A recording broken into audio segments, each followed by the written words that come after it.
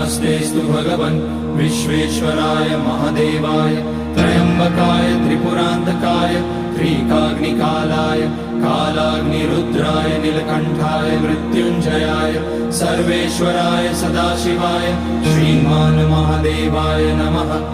ॐ नमः शम्भवाय च मयोभवाय च नमः शङ्कराय च मयस्कराय च नमः शिवाय च शिवतराय च।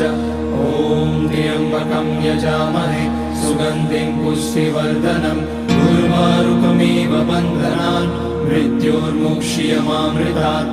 नागेन्द्रहाराय त्रिलोचनाय भस्माङ्गराय महेश्वराय नित्याय शुद्धाय दिगम्बराय तस्मै नकाराय नमः शिवाय।